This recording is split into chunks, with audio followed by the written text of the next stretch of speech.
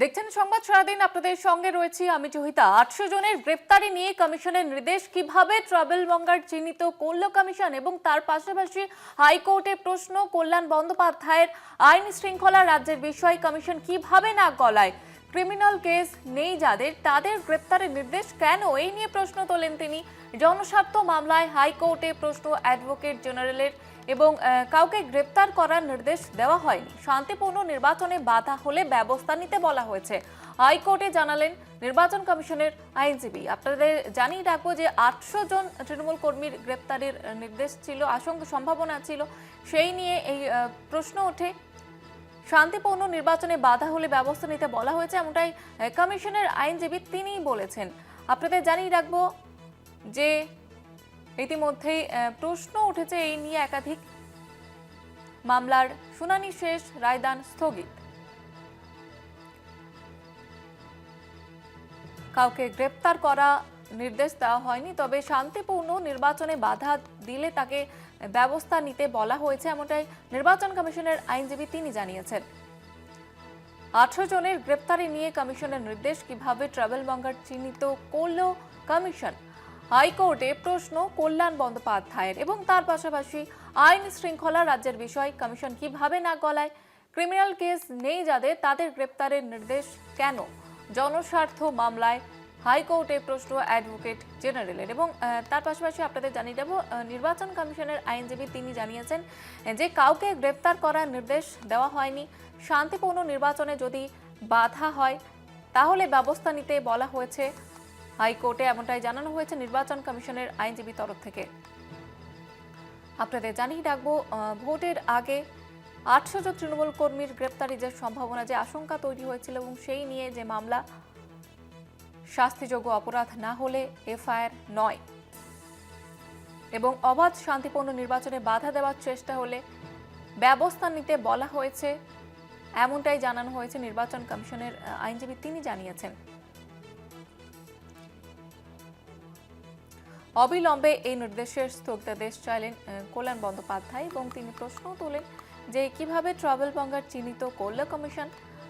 তিনি হাইকোর্টে প্রশ্ন তোলেন, এবং আইন শৃঙ্খলা রাজ্যের বিষয়ে কমিশন কিভাবে নাক গলায়। ক্রিমিনাল কেস নেই যাদের, তাদের গ্রেপ্তারের নির্দেশ কেন।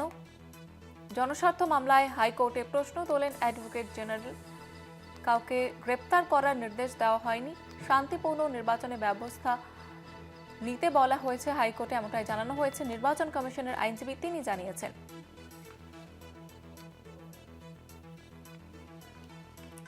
আর এই নিয়ে আরো বিস্তারিতভাবে কথা বলবো, আমাদের সঙ্গে টেলিফোন লাইনে রয়েছেন আমাদের প্রতিনিধি পীযূষ কান্তি নাগ। পীযূষ কান্তি, দেখো, নির্বাচন কমিশনের পক্ষ থেকে রাজ্যের ডিজিপিকে যে তালিকা পাঠানো হয়েছে সে প্রসঙ্গে নির্বাচন কমিশনের আইনজীবী আদালতে জানালেন যে তাদের গোপন রিপোর্টের ভিত্তিতেই এই তালিকা তৈরি করা হয়েছে। সেই তালিকা রাজ্য পুলিশের কাছে পাঠানো হয়েছে, যাতে নির্বাচনে কোনো বিশৃঙ্খল পরিস্থিতির সৃষ্টি হলে এই এই ট্রাভেল সমস্যাকারী এই তালিকা অনুযায়ী তারা যাতে উপযুক্ত ব্যবস্থা গ্রহণ করতে পারে। নির্বাচন কমিশনের এই তালিকা মূল উদ্দেশ্য গ্রেফতারি নয়, শুধুমাত্র শান্তিপূর্ণ নির্বাচন করার ক্ষেত্রে তাদের গোপন রিপোর্টের ভিত্তিতে এই তালিকা অনুযায়ী পুলিশ যাতে উপযুক্ত ব্যবস্থা করতে পারে, এবং যদি নির্বাচনে কোনো বিশৃঙ্খল পরিস্থিতি সৃষ্টি হয় তাহলে সেক্ষেত্রে যাতে উপযুক্ত ব্যবস্থা নিজে গ্রহণ করতে পারে, তাই জন্যই এই তালিকা পাঠানো হয়েছে রাজ্যের ডিজিপিকে।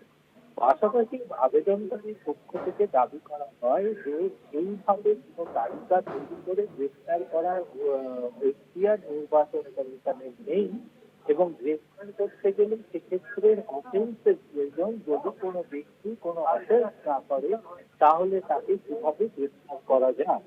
ঠিক একইভাবে পরিষ্কারভাবে রাজ্যের ডিজিপির পক্ষে আইনজীবী আদালতে জানিয়েছেন যে ইতিমধ্যে তাদের কাছে ইনস্ট্রাকশন এসছে, নির্দেশ রয়েছে, শাস্তিযোগ্য অপরাধের বিষয় না হলে এফআইআর কখনো করা যায় না। কোনো ব্রিচ অফ পিস পরিস্থিতি হলে আইনানুগ ব্যবস্থা নেওয়া হবে। ফলে এক্ষেত্রে আইনজীবী কল্যাণ বন্দ্যোপাধ্যায় এরপরেই আদালতের কাছে দাবি করেন যে কমিশন যে ট্রাভেল মেকারদেরকে কিসের ভিত্তিতে তাদের চিহ্নিত করা হয়েছে, তাই অবিলম্বে তাদের এই নির্দেশের ওপর স্থগিতাদেশ দিক আদালত। এই গোপন রিপোর্ট কিন্তু আদালতে এখনো পর্যন্ত পেশ করা হয়নি, তবে মামলার শুনানি সম্পন্ন হয়েছে। মামলার রায়দান স্থগিত রেখেছেন প্রধান বিচারপতি সুজয় পাল ও বিচারপতি পার্থসারথী সেনের ডিভিশন বেঞ্চ। সঙ্গে থাকো পীযূষ কান্তি। ধন্যবাদ জানাবো পীযূষ কান্তি।